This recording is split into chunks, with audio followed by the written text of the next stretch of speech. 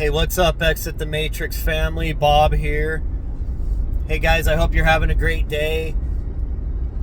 Thank you for joining me on this morning talk. First off, guys, I just wanted to say, hey, sorry I haven't dropped any videos in about a week, and that was on purpose. I took a week off work and really just needed to decompress. I had some projects and some things I had to get done and some things I had to take care of. However, just getting a little burned out from work and from all of the social media stuff I do. I stay pretty busy, folks. I basically am multitasking all the time and always researching, posting, doing videos, working, running around with my kids' sports, such is life. Look, I'm not saying anything that none of you are experiencing, and I guess that's my point, is that we all are there sometimes, right?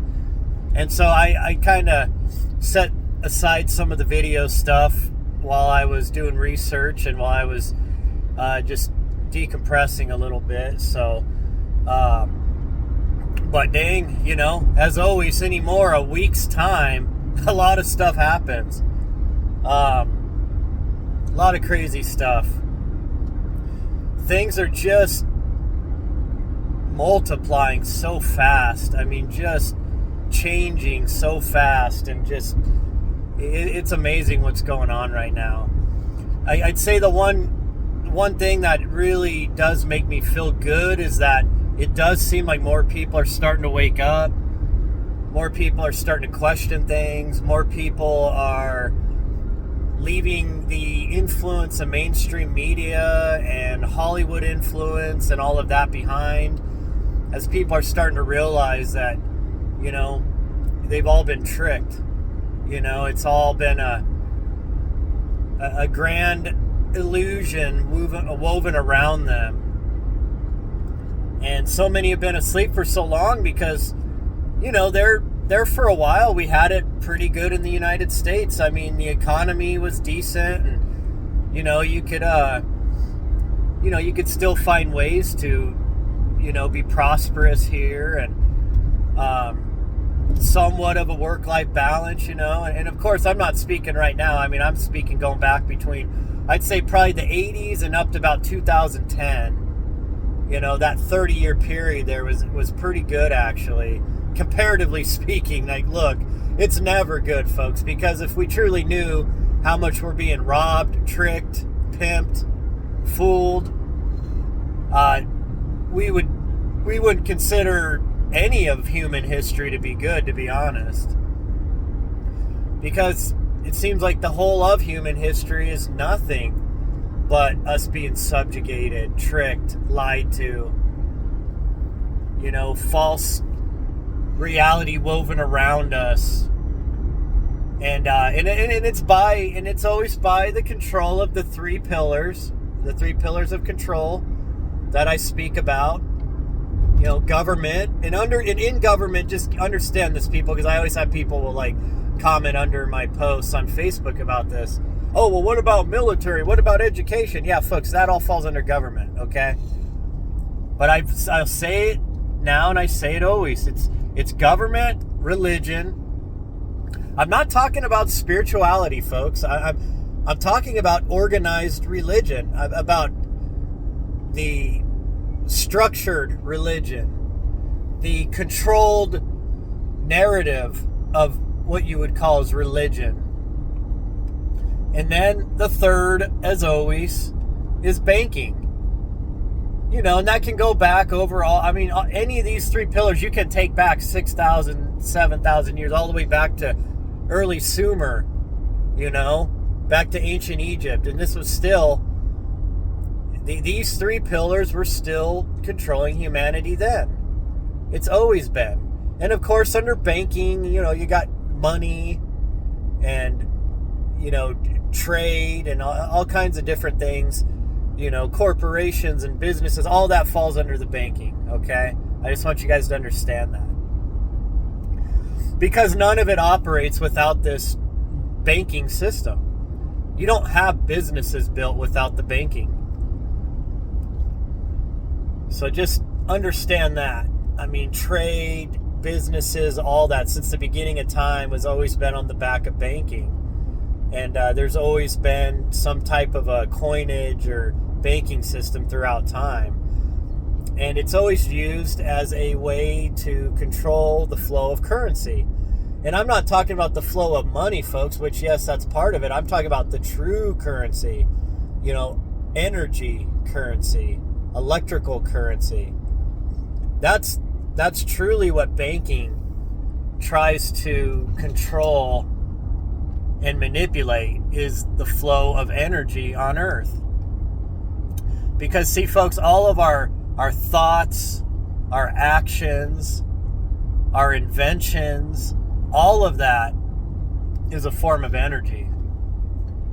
And what they do is they trade us for their coinage and their fake money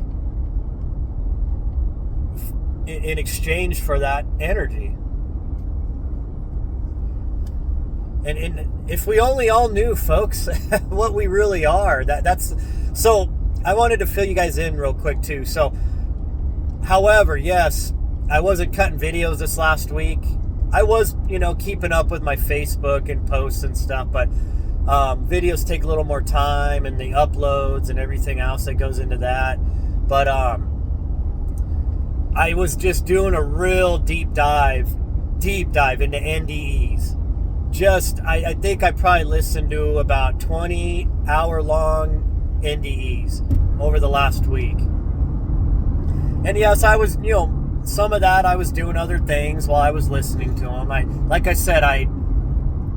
multitask, So I always tell people, people always use this excuse, look, I don't have time to do research. I don't have time to learn things. It's while you're doing the dishes. While you're doing the dishes, you can listen to an NDE, to somebody talking about their near-death experience, their testimonial. Or you could listen to a reading of ancient cuneiform tablets. Like some of these tablets that a lot of people attack me on because it goes in opposition to their religious beliefs, but yet they never read these things. And they say, well, I don't have time to read those old dusty cuneiform tablets and all that. Well, when you're doing the dishes or you're doing something, working on your car or doing, fiddling around outside, you can listen to that. People read them. It's not as good as it's better if you read them yourself, because your brain, some people's brains act differently, but some are better at listening to things. Some are better at hands-on learning. Some are better at reading, and writing. And there's different ways people learn things. But still, even just listening to it while you're multitasking, and you're still your mind is still recording the information. And so yeah, you can multitask like I do. You can study and get things taken care of while you're riding home from work, instead of listening to a talk show radio on sports or something that's inconsequential, or just the constant back and forth drabble drabble, I don't know if that's a word, or what I mean, just the back and forth, just arguing and all that, political shows and all that, or music. And yes, music's good, folks, but not all music's good.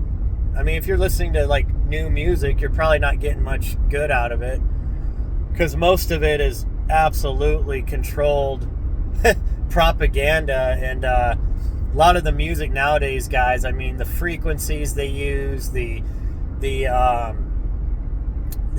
hidden words, the magic that's woven into the songs. And I know I sound crazy, but look into this. I've done videos on it.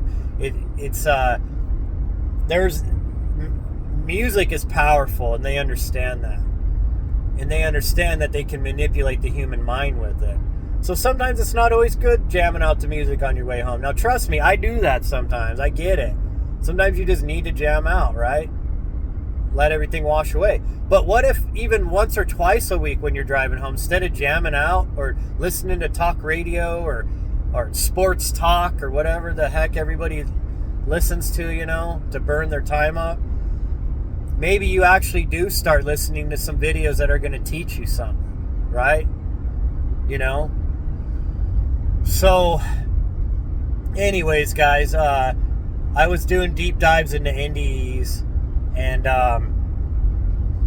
it's so important, folks, because what I've been finding as I start merging my understanding of the real reality outside of this construct, this simulation that we all think is real, but it's the illusion, it's the Maya, it's Plato's cave, it's the Matrix.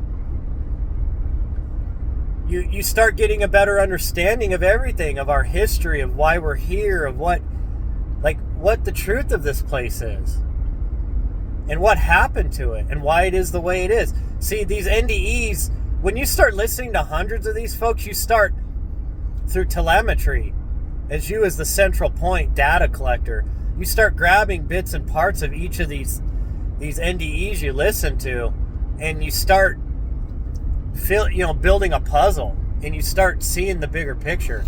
Because a lot of these people, folks, the experiences are tailored to each person. However, there are certain things that are similar, between them. Like the life review. When you first pop out of the body and you leave Earth and you find yourself in the void. Some call it the womb, because they say it is like a comforting darkness, like a velvety darkness that envelops you in comfort. It's not an evil thing. Well, it happens to be the womb that the earth is inside of, or that at least wraps the earth up, or perhaps the universe up in it. I know this sounds crazy. If you haven't listened to an NDE, you wouldn't know what I'm talking about. But if you have, you'll understand what I'm talking about. And that's why I say I encourage all of you to do this, because you got folks, look, this is not reality. This is a game we're in. This is a classroom. It's a learning experience. It's a sandbox. It's a simulation.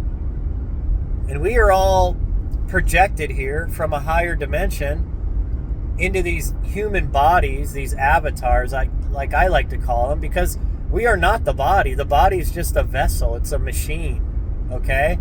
It's a biological machine, but this is not our true home.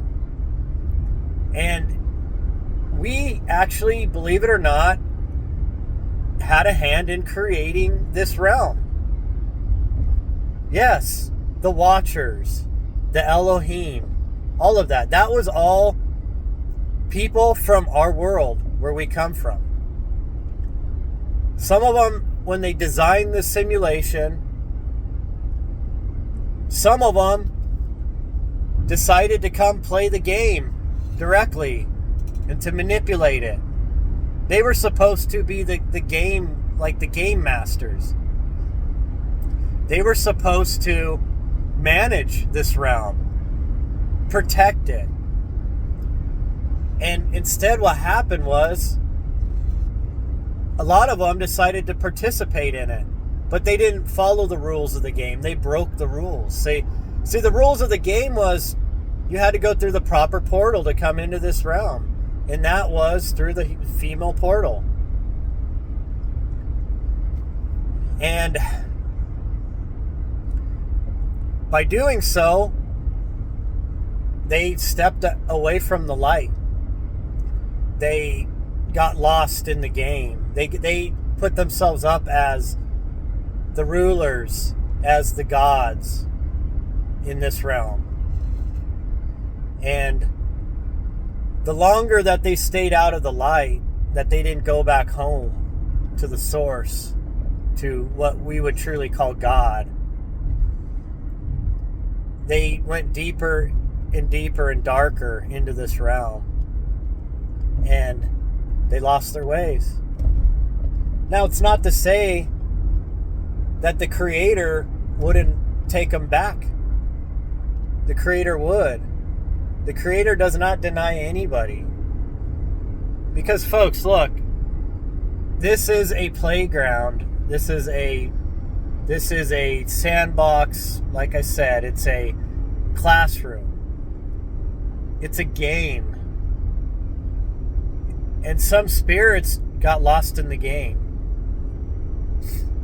And now they manipulate the game. They try to control the game from within the game. And a lot of them have probably figured out ways how to reincarnate here without going back to the light, back home, and then coming back in line the proper way. They probably figured out a way to jump the line, and they just come right back in. And because they do that, they don't go through the mind wipe process. They've probably figured out how to get around that. And so a lot of them, when they're reborn into this world, into the same bloodlines, they understand what this realm is, and they continue on with their manipulation of the game. And we take this so serious, folks. We just they say it's funny. On the other side, you could, whatever you want to call it, your higher self, your spirit guides, your loved ones, even Yeshua, Buddha, some of the masters that are on the other side. Whoever you're comfortable with meeting when you cross back over, you have to go through a process of cleansing and stuff, and reacquainting yourself with the higher dimension before you're allowed back into our home. They say it typically takes what you would say is 3 Earth days for that process to take place. And of course, Yeshua was trying to teach us this through the resurrection process. Well, it's funny because these guys on the other side, they don't even take this serious.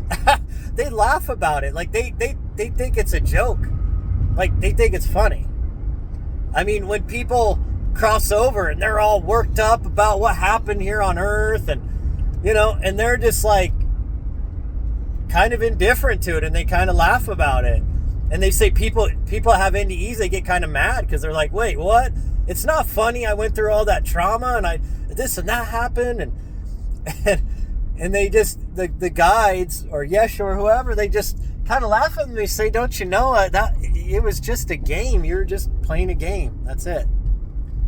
You got lost in the game. You believed that the game was reality.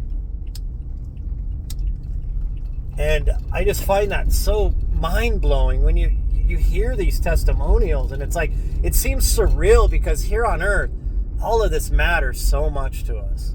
So much. I mean, we got these political games going on, and we got world wars on the brink. Everybody's losing their wealth, losing their houses, their jobs. The nation's being invaded purposefully by the UN and by the Catholic Church and by NGOs sponsored with your tax money. I mean, there's a lot of bad stuff going on. Like, look, I'm not trying to downplay any of that, folks. But on the other side, they downplay it. That's what I'm trying to get at. They just... See, I think what's happened when we think of these race sets like Atlantis and stuff, possibly the whole, I don't know if I buy into the mud flood thing completely, but it is intriguing. But let's say the mud flood was some kind of a worldwide reset that happened, maybe mid to late Middle Ages. Maybe that, sorry here, folks. Okay, there we go. Maybe that's just the game being reset. That's the end of like a level, or that's the end of, a particular game. And then we set up a new game, and then we start over again. Then humanity starts at zero and starts replaying the game. I mean, this could have happened many times, folks. The Hindus talk about the Yuga cycles in a kind of similar fashion, that that the earth is like that this whole construct, it runs on like it's like a timepiece, and it's like it goes through cycles, of destruction, rebirth, rebuilding, enlightenment, then the fall, back into the dark, to the lower part of the wheel, to the lower vibration again, and then collapse, then reset, and then we start over again. And according to those that have NDEs, we have been on Earth many, many times. See, most of us, there are younger spirits. There's always new spirits being created, folks, because creation is like the Fibonacci spiral. It just spirals out forever. It grows faster and bigger the more it spreads. The bigger it gets, and our universe is similar to that. The source never stops creating. The source energy continues to create forever, and so yeah, there's some younger spirits, but there's old spirits too that have been around for. You can't even quantify, because they say time's a human construct, right? That the only time you're under the construct of time is when you're in the earth realm, or at least in this universe, this dimension, whatever you want to call it. And but outside of that, there's no time. It's like looking at like a deck of cards, on their side, and it's like that could be all of like known history from the beginning to the end, or at least to the end of what's being created now, right? And they say it's like you pick out one of those cards out, and then that's like some major, long time period within Earth. But when you're outside of the construct and you're looking down at those time slots, it's nothing. You can see from the beginning to the end, right? So I just find it all very fascinating. Man, I'm telling you, if you have not listened to any NDEs, folks, my gosh, it will bring a new understanding to religion, to what this world is, to what's going on, to how we have power. See, another thing is that we have been manipulated since the beginning, is that we are co-creators with Source, and that we have these same creative abilities, right? We can do amazing things. We can create thought forms. We can, use our imagination to design it in our mind. And then we can write it down on paper, or put it, in a computer, in a CAD program or something. 3D printer, we can take a thought form, and with our imagination and our creativity, and then we can start to design it to manifest it into this realm. Anybody that's an inventor knows exactly what I'm talking about. That's exactly what inventors do. And sometimes those ideas don't come from them. They come from that other realm. Because all we've been doing here, folks, is building a copy of the higher dimension. See, everything you find here is in that other dimension. You can manifest it in that dimension. Houses, cathedral. They say in the other realm that we come from, there's these giant cathedrals that are just, even like these ones you would think of nowadays, like St. Basilica, what is it? St. Peter's Basilica, is that what it is? I don't know. You got all these, in the Vatican, you got like so much wealth there. It's disgusting gaudery of just wealth. I mean, just gold and all of the riches they stole from the world, right? Everywhere they pillaged with their loving religion, right? Quote unquote loving religion. A lot of Christians are still asleep to the fact that their religion was responsible for mass genocide around the whole world. It was accept the Lord at the sword, right? It says accept the Lord or you get the sword, right?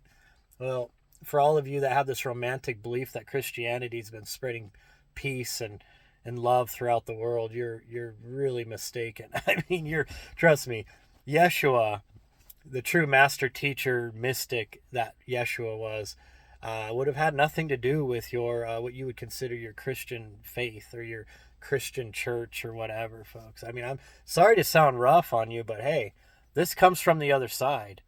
It's funny because Yeshua even laughs about it.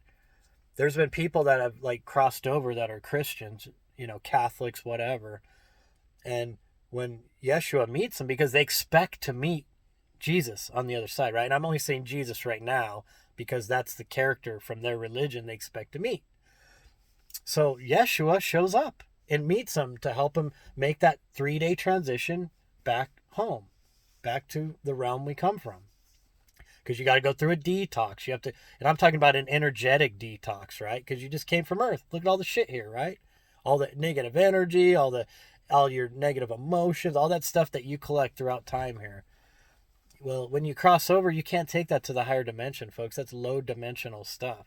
So you have to go through a process. And it takes about 3 days. And you'll find the same analogy in Inanna's descent into the underworld. Same thing. She leaves heaven. She's the queen of heaven. She goes to the underworld where her sister Rishkagol rules. And her sister kills her out of spite and out of jealousy. And she gets hung on a cross for 3 days. And then the Lord Enki, you would know him as the serpent in the Garden of Eden. He's the inventor god. He's the god of waters and many other things. And according to the Sumerians in the original Inanna pantheon, Enki sends creations he makes to go down and save her from the underworld. And they bring her body back up. And then when she's brought to the surface, she's given some elixirs to bring her back to life. And it's all metaphorical. It's all an allegory, but it's very similar to the resurrection of Yeshua. Okay. But see, folks, all this was all taught. People had NDEs. See, we're having more NDEs now than humans ever had them in the past, because now we have the technology to ways to sustain a body and allows the spirit time to come back. People can be in comas and be in heaven for the whole time they're in the coma, and then they come back and the body reanimates, it wakes up, and they miraculously are healed. Crazy things like that happen. There's been people that have been clinically dead, I watched before, for 3 hours, proven on paper by their doctor and by the hospital they were at. And they came back. They were maybe on life support, but it was just, they were a vegetable, Never, even if they came back to life, they'd be brain dead. But then they come back, no brain damage, perfect. So some very miraculous things. But these are all things that people bring back and they try to teach us. They're even told, your job is to go back and to enlighten people about this. And that used to happen, folks, in the ancient times too. What would probably happen is that you thought somebody died. Maybe they went into had a seizure and they were in a comatose state. They get buried.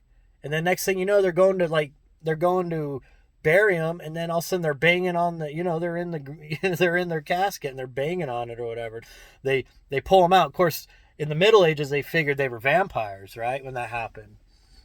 But maybe ancient cultures were a little smarter than some of the Middle Age cultures. But anyways, they come back to life, and then they start telling their story of this wonderful world that they were in, of this whole life review of meeting their, gods, the shining ones on the other side, angels, right? And they were given direction and they were taught things, and they seen these crazy massive buildings and structures in the other side, and so they come back here and then they try to teach people that stuff, and they teach them what they taught them, right? That the true meaning of life is love. To love others, to do unto others. So then they start writing these things down through scribes and stuff, and then it starts turning into a religion. And what was meant to just enlighten people and to give people peace, later on, religion takes all that, and then they start wrapping it up in a box, because they don't want people having freedom of thought. They don't want people having these understandings completely. They manipulate these teachings just enough to put people back under fear-based mind control, right? Like Christianity, for instance. Yep. Okay, guys, we had this amazing teaching from Yeshua about love and about, my Father has many rooms, you all have a place there, and Everybody goes there, even the thieves and the killers. Um, and Oh yeah. So by the way, sorry, Yeshua, we kind of repackaged your teachings, and guess what? Now, people that believe in your teachings that we manipulated believe that they're going to go to heaven or hell based on their actions and their beliefs and their this and that's, right? Well, it's funny because on the other side, they say when they ask Yeshua about that, they're like, "Well, what do you think about Christianity in your church and all that?" And they always say he laughs because he's like, like what? I never had anything to do with that. That was all like the workings of man, that wasn't me. I was just trying to enlighten people to the truth and that love is the highest power and that, to deny the flesh and to embrace the spirit and to love each other and all people was the most powerful thing you can do and you can learn in this realm because that's very hard to overcome everything else we're indoctrinated in and just learn to love each other, right? I mean, think about how simple his message was, folks. But no, now you got religions like Fiery Baptist Church. You're going to hell if you don't give Pastor Dan a couple $100, right? If you're not tithing, you're gonna go to hell. If you're, you don't, or Catholics, if you don't go in a little wooden box and tell some priest your deepest, darkest, sins you've done, you're looking at porn or something, and and this guy in this box is supposed to supposedly like wipe away your sins so you can go to heaven, right? And you gotta remember, right before you die, ask for forgiveness of your sins, right? If you forget on your deathbed, you're screwed. You're going to hell, son. Sorry, son. These people are so funny, man.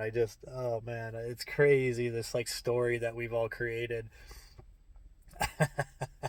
Look, folks, and I get it. There's a lot worse things than religion, right? The reason why I come down hard on religion, folks, is because it is such BS.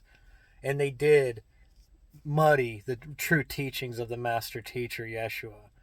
And they made a spectacle out of it. And you got these mega churches and these clowns like this Joel Osteen that are just bilking people out of their money and stuff. The guy's got 10 mansions, 5 jets, limos. I mean, come on, man. People, seriously. And it's because everybody's afraid. They don't want to go to hell. They don't want their spirit to be blotted out. Well, folks, that doesn't happen. None of that happens.